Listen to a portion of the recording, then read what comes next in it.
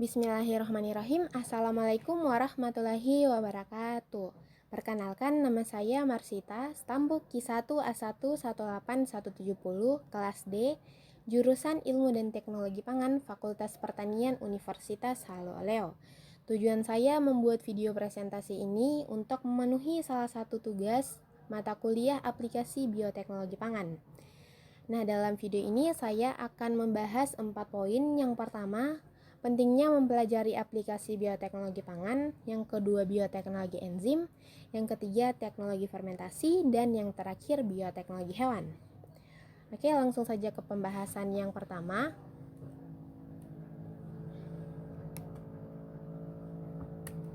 Nah, yang pertama, pentingnya mempelajari aplikasi bioteknologi pangan.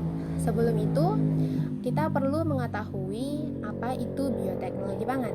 Nah, bioteknologi pangan merupakan aplikasi teknis biologis untuk hasil tanaman pangan, hewan, dan mikroorganisme dengan meningkatkan sifat, kualitas, keamanan, dan kemudahan dalam pemrosesan produksi makanan.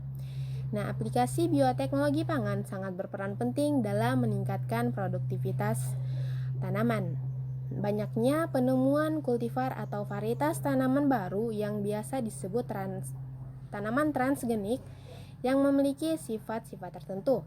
Untuk itu, dengan adanya aplikasi bioteknologi pangan ini mampu menghasilkan tanaman pangan dengan kandungan gizi yang lebih tinggi. Selain itu juga, dengan mempelajari aplikasi bioteknologi pangan, kita dapat mengetahui bagaimana cara memperpanjang umur simpan dari suatu produk makanan. Lanjut ke pembahasan berikutnya, bioteknologi enzim. Enzim merupakan biomolekul organik kompleks yang biasanya tersusun atas polipeptida atau protein globuler. Enzim memiliki bentuk atau konformasi tertentu yang spesifik, terutama pada sisi tempat berikatan dengan substrat, sehingga enzim hanya berikatan dengan substrat yang spesifik atau terbatas. Enzim bersifat spesifik sebab memiliki tempat aktif yang mengakomodasi substratnya. Next, sifat-sifat enzim. Nah, yang pertama, enzim merupakan biokatalisator yang dapat mempercepat laju reaksi tanpa ikut bereaksi. Yang kedua, termolabil atau mudah rusak, terdenaturasi bila dipanaskan pada suhu lebih dari 60 derajat Celcius. Yang ketiga, merupakan senyawa protein sehingga sifat protein masih melekat pada enzim. Yang keempat, bekerja di dalam enzim atau endoenzim maupun di luar enzim atau eksoenzim. Yang kelima, umumnya enzim mengkatalis reaksi satu arah. Yang keenam, bekerja spesifik pada satu jenis substrat. Dan yang terakhir, umumnya enzim tidak dapat bekerja tanpa adanya komponen non-protein lainnya yang disebut kofaktor. Oke, lanjut. Klasifikasi enzim. Yang pertama ada oksireduktase. Oksireduktase adalah enzim-enzim yang mengkatalis atau mengolah reaksi oksidasi dan reduksi yang biasanya menggunakan koenzim NAD, NADP, FAD, atau koenzim Qi. Contohnya adalah enzim dehidrogenase, oksidase, dan oksigenase. Yang kedua ada transferase. Transferase adalah enzim-enzim yang mengkatalis pemindahan gugus tertentu seperti aldehid, keton, fosfat, atau glikosil. Contohnya adalah enzim aminotransferase, transkotelase, dan transoldolase. Yang ketiga ada hidrolase. Hidrolase adalah enzim-enzim yang mengkatalis pemecahan ikatan antara karbon dengan atom lainnya melalui penambahan molekul air. Contohnya adalah enzim amidase, peptidase, dan fosfatase. Yang keempat ada liase. Liase adalah enzim-enzim yang mengkatalis pemecahan ikatan karbon-karbon, karbon sulfur, dan karbon nitrogen. Contohnya adalah enzim dekarboksilase aldolase dan deaminase.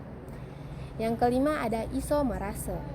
Isomerase adalah enzim-enzim yang mengkatalisis reseminase optik atau isomer geometrik dan reaksi oksidasi reduksi intramolekuler. Contohnya adalah enzim epimerase, mutase, dan isomerase. Dan yang terakhir, yaitu ligase. Ligase adalah enzim-enzim yang mengkatalisis pembentukan ikatan antar karbon dengan karbon, karbon dengan sulfur, karbon dengan nitrogen, serta karbon dengan oksigen. Contohnya adalah enzim sinetase.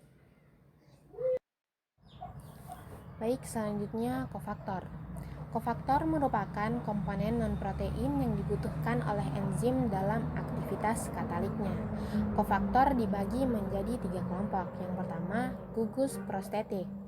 Nah, gugus prostetik ini merupakan kofaktor yang terikat pada enzim dan tidak mudah terlepas dari enzimnya. Contohnya, ada flavin adenin dinukleotida pada enzim suksinat dehidrogenase. Nah, yang kedua ada koenzim.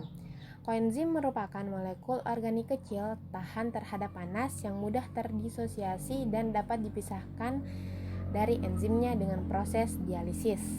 Contohnya NAD, NADP, asam tetrahidrofosfat, tiamin, pirofosfat, dan ATP. Dan yang terakhir ada aktivator. Nah, aktivator ini merupakan ion-ion logam yang dapat terikat atau mudah terlepas dari enzim. Contohnya ada mangan, magnesium, dan tembaga. Oke, yang selanjutnya yaitu mekanisme kerja enzim.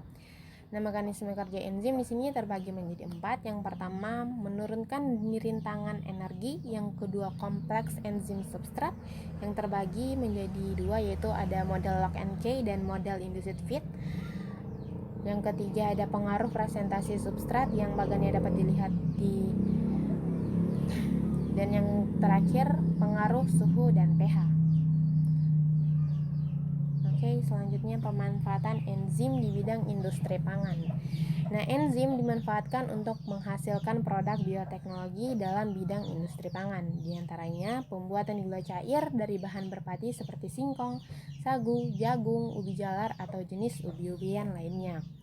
Nah, di sini ada beberapa enzim yang berperan dalam industri pangan. Yang pertama ada enzim silanase, yang kedua ada enzim pektinase, yang ketiga ada enzim lipase, yang keempat ada enzim selulase, yang kelima ada enzim pitase, yang keenam ada enzim glukosa oksidase, dan yang terakhir ada enzim papain.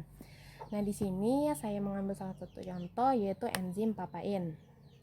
Enzim papain terdapat dalam getah pepaya yang biasa diperoleh dengan cara yang sangat mudah karena tumbuhan pepaya sangat mudah tumbuh di daerah tropis khususnya di Indonesia. Nah, dan cara mendapatkannya pun sangat mudah, hanya dengan menggoreng sebuah pepaya, maka getah akan keluar kemudian dikeringkan dan hasilnya bisa digunakan sebagai enzim papain. Nah, produk getah pepaya saat ini sudah banyak diperoleh di pasaran. Sekarang dapat dimanfaatkan sebagai bahan penggumpal susu dalam proses pembuatan keju. Oke, next, teknologi fermentasi. Nah, teknologi fermentasi merupakan suatu cara untuk mengubah substrat menjadi produk tertentu yang dikehendaki dengan menggunakan bantuan mikroba. Bioteknologi berbasis fermentasi sebagian besar merupakan proses produksi barang dan jasa dengan menggunakan mikroorganisme untuk memproduksi makanan dan minuman seperti keju, yogurt, minuman beralkohol, cuka, sirkol, acar, sosis, kecap, dan lain-lain. Kemudian produk fermentasi komersil. Nah, di sini terbagi menjadi 4. Yang pertama ada fermentasi dengan produk biomasa. Contohnya yaitu SCP, yang contoh produknya ada spirulina dan Sancorella. Yang kedua ada Spora penicillium, Request 40, yang contoh produknya ada keju, dan bakteri asam laktat, yang contoh produknya ada yogurt. Kedua ada fermentasi dengan produk enzim mikroba. Contohnya ada amilase, protease, pektinase, peroksidase. Dan yang ketiga ada fermentasi dengan produk metabolit mikroba, di mana ada metabolit primer dan metabolit sekunder.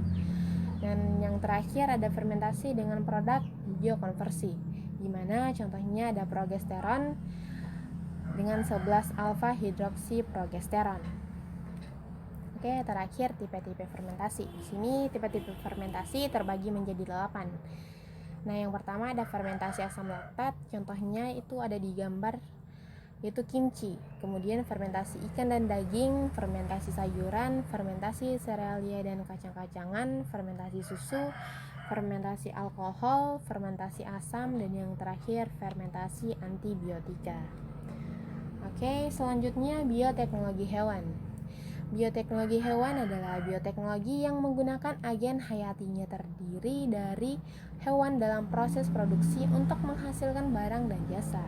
Bioteknologi reproduksi terus berkembang untuk meningkatkan konsistensi dan keamanan produk dari ternak yang bernilai genetik dan menyelamatkan spesies langka.